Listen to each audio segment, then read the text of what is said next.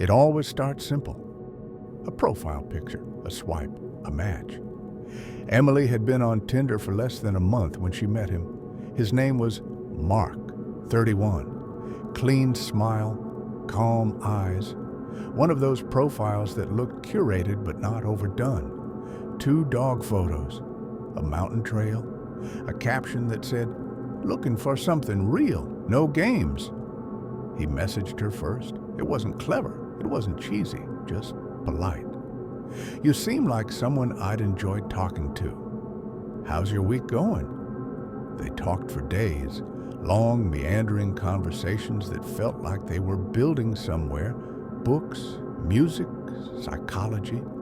He remembered details. He asked follow-ups. He said he admired that she worked with kids, that he once volunteered at a shelter. That empathy was everything. Emily smiled reading his messages, screenshots sent to friends. He seems normal. Honestly, kind of refreshing. They met for coffee on a Sunday. Daylight, open space. She made sure of that. She wore her favorite oversized sweater. He arrived 5 minutes early. He stood when she walked in, held the door open, laughed at the right moments. They stayed for almost 2 hours. She noticed small things. He never took out his phone. He listened, really listened. Not the overly intense kind, the kind that made her feel seen. When she said goodbye, he didn't push, didn't lean in too close, just smiled. "I'd really like to see you again," he said. "No pressure?" She said yes. Their second date was a walk in the park. Crisp air, November leaves. He brought coffee this time. Her favorite order, almond milk, light foam, no sweetener. He remembered. They sat on a bench, talked about family, about where they'd lived. He told her he used to live in Seattle, that he missed the rain. They didn't touch, but the space between them was shrinking. She told her roommate, Jess, "He's so easy to be around. No red flags. It actually feels like it's going somewhere." Jess had smiled, nodded, but there was a pause. "Just be careful. Even good guys wear masks." Emily waved it off. She had a good gut. She always had a good gut. And then came the third date. He asked if she wanted to come over. Just a quiet night. Wine, music, no expectations. He said he'd cook. Said he'd open something decent but not intimidating. "Just 2 people hanging out," he said. "You don't even have to stay long." She hesitated, not because she was afraid, but because she'd been here before. The fork in the road, the moment where you either say, "Sure, let's see where this goes," or you don't. This time, she said yes.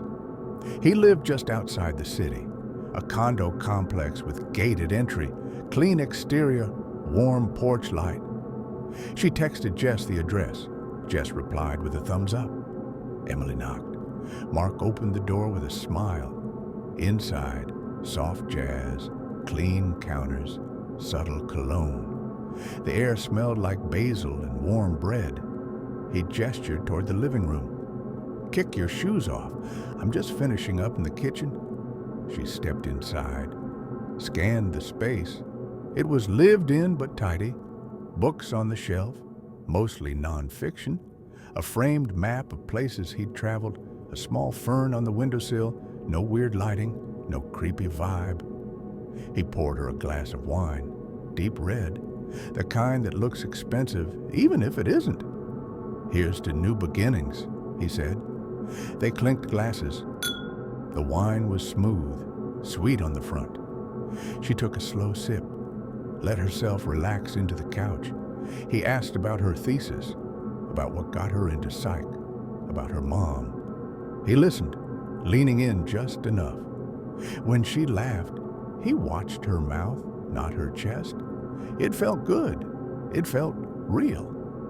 He offered a second glass. She hesitated for half a breath, but then took it. They sat a little closer this time.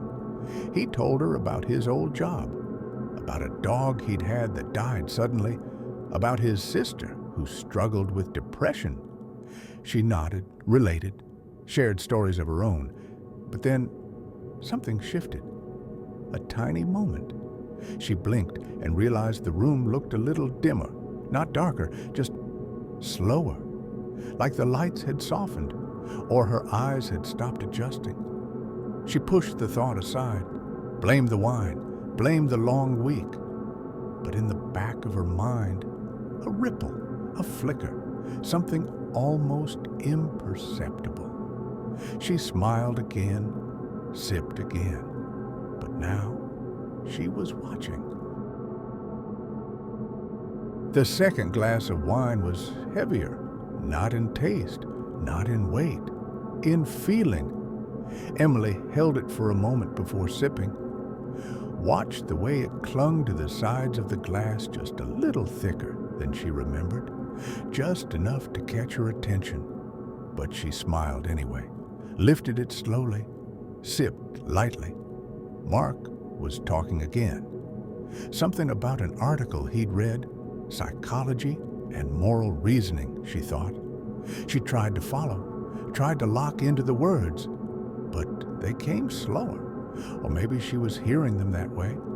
Her chest felt warm. Not the kind of warmth wine gives, deeper, buzzing. She crossed her legs, uncrossed them, shifted. There it was again, that slow pull, like the air in the room had thickened just slightly, like the couch had grown softer. Mark leaned back, swirled his wine. "Do you like it?" he asked. "The wine, I mean." She blinked, nodded. "Yeah, it's good." It was automatic, reflexive, but her smile didn't quite reach her eyes.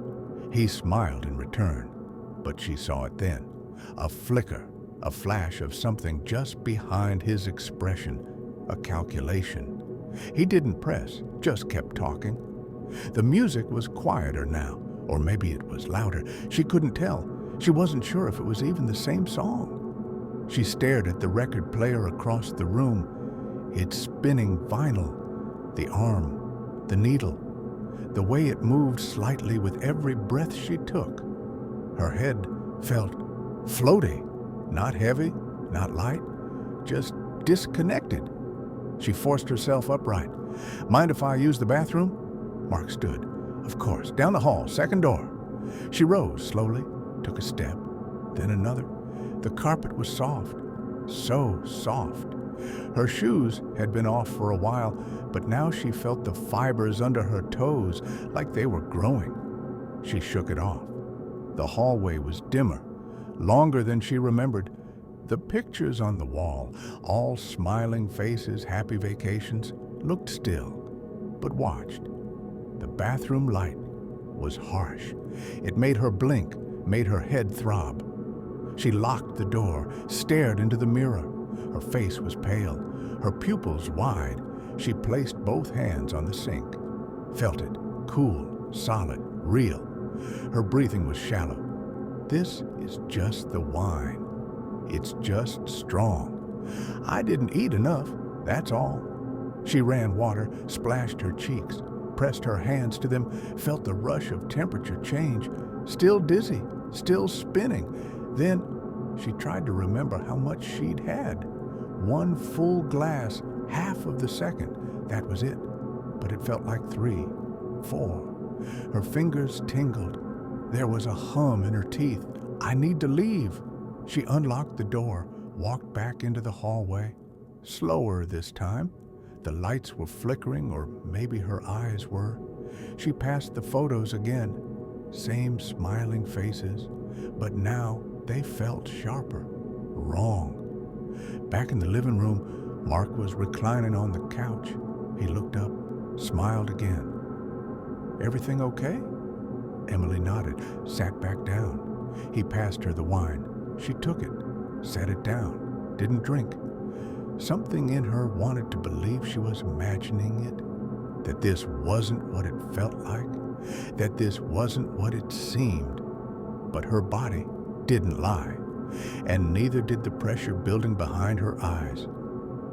"This wine is really strong," she said lightly. "What kind is it?" Mark blinked. "Something French. I got it last week. My friend recommended it." He didn't ask if she wanted more, but he did keep watching her. Not obviously, not directly, but she felt it. That weight, that gaze. She shifted her posture, angling her legs away from him. Her hand slipped toward her purse, quietly. He didn't say anything, but she saw his eyes flick downward just once, to her hand, to the phone she was pulling out. She smiled, forced it. "I just need to check something. Forgot to text my friend back." He nodded, too quickly. She unlocked her phone. No messages, just the glowing home screen. A single thought, loud in her mind. Don't panic. Don't show it. Don't give him a reason to stop you. Her thumb hovered over the screen, ready, waiting, watching him from the edge of her vision. He was still smiling, still holding his wine, still leaning back into the couch like nothing had changed. But it had. She felt it, somewhere deep and unshakable. This night had taken a turn. Emily smiled, the kind of smile people wear when they're about to lie or run. She turned her phone over in her hand, slowly. The home screen glowed too bright. The digits on the clock felt unreal, only 9:27 p.m. But her body felt like it was 2 a.m. in a storm. Her heart beat in strange rhythms, fast, then slow, then fast again.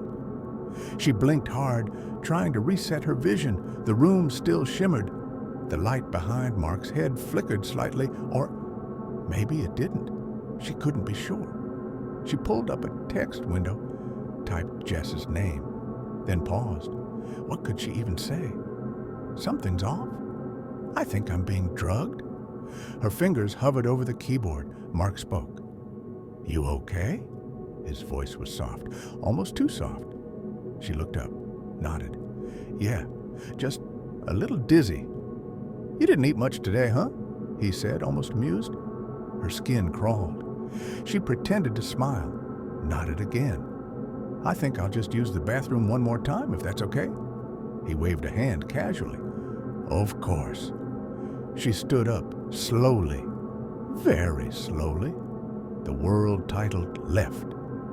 Her knees bent slightly to catch herself. Mark didn't move to help her, didn't flinch. He just watched. She turned her back to him and walked down the hall. Each step measured, each second timed. The hallway now felt longer than before, the shadows deeper, the air colder. When she stepped into the bathroom and locked the door behind her, she exhaled sharply. Panic rose in her throat. She didn't cry, didn't scream, didn't fall apart. Instead, she reached under the sink, felt the cold tile, then grabbed the toilet lid for balance. Steady. She pulled out her phone again, opened her texts, and typed, "Come now, something's wrong. I think he drugged me."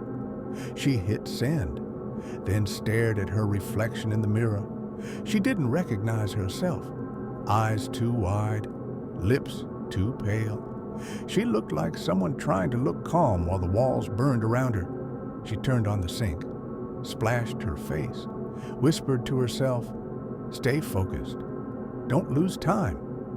The room wobbled slightly. Her vision was narrowing. She checked her phone.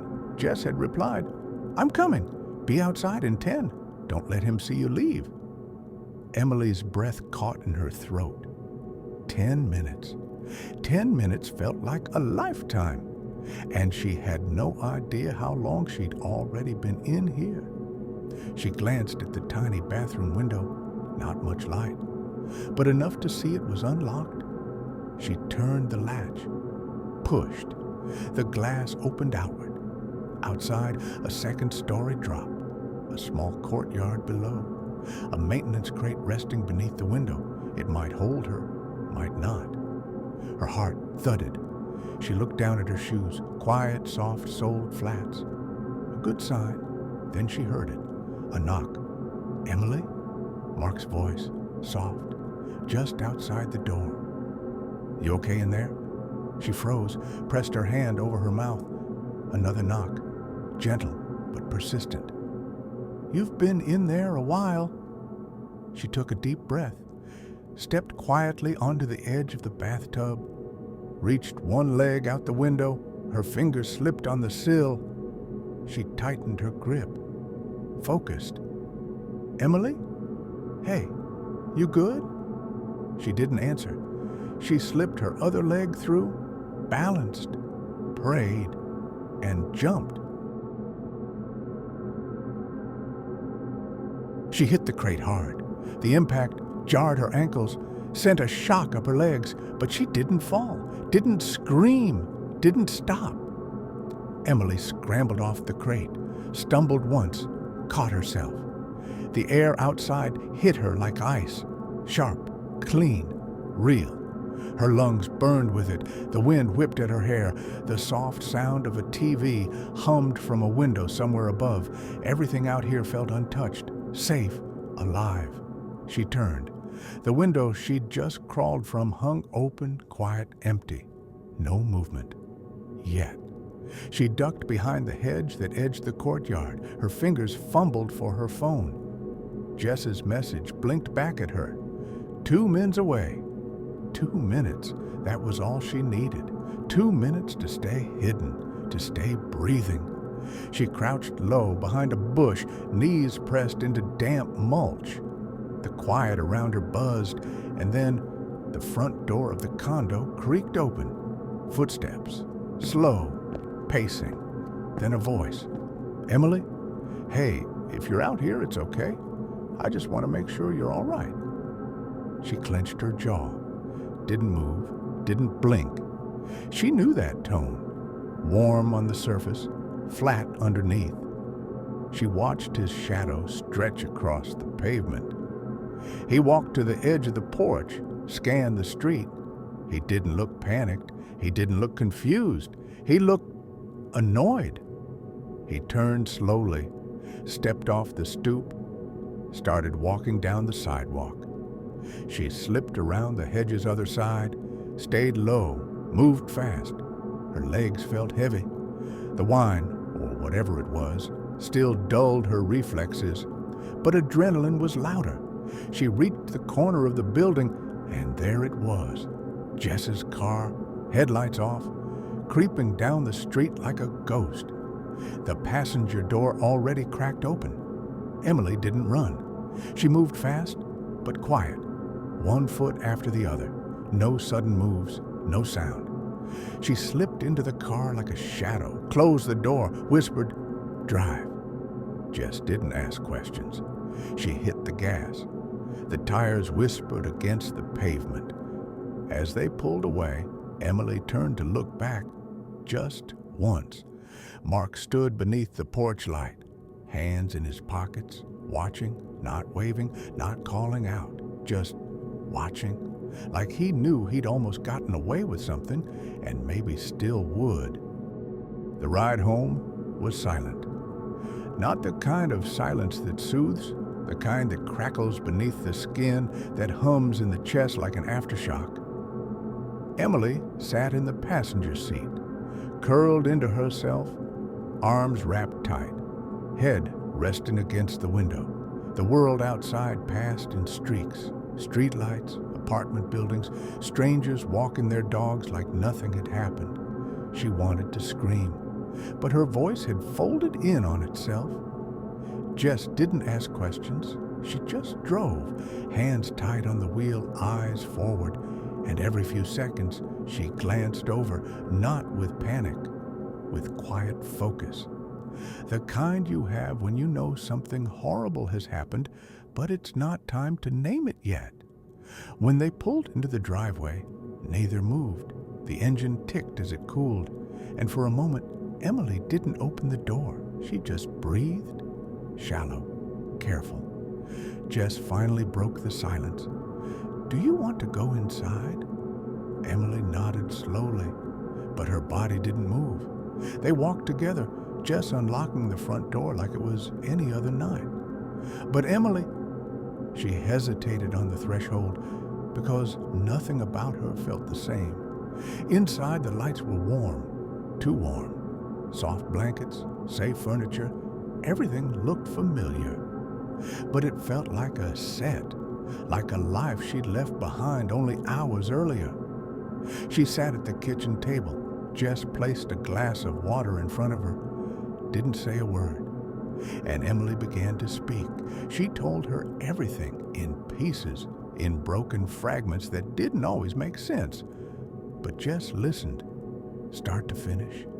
The first sip of wine, the way her head tilted when it shouldn't have, the couch growing too soft, the reflection in the mirror that didn't quite look like her, the glass she didn't finish, the voice outside the door, the jump, the cold air, his shadow on the porch. She talked until her voice cracked.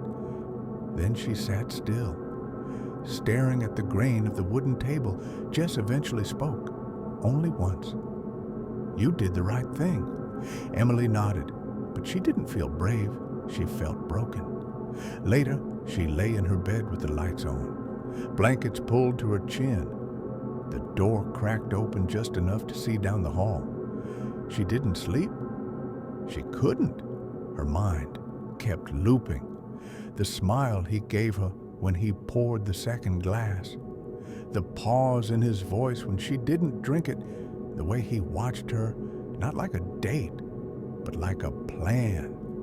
In the morning, she opened her phone, deleted his number, blocked it, then opened her browser. She didn't hesitate. She reported him.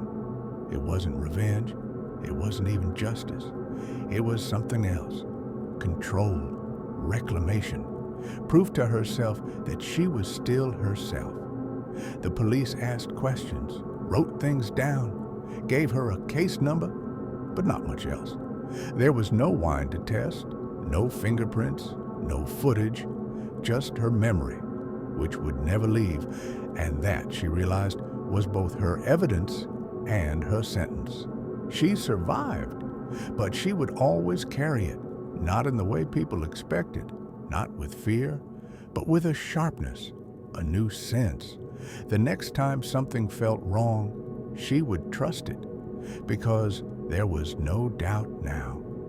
She had learned it the hard way. The scariest kind of predator isn't the one who lunges, it's the one who waits. Days passed like fog. Nothing felt solid. Not the furniture, not the sun, not even time. Emily walked through her own apartment like a guest, took showers she didn't remember finishing, sat in front of shows she couldn't follow, let food go cold, watched dust settle. The report was filed. The badge number sat in her inbox, but no one followed up. She didn't expect them to, not really.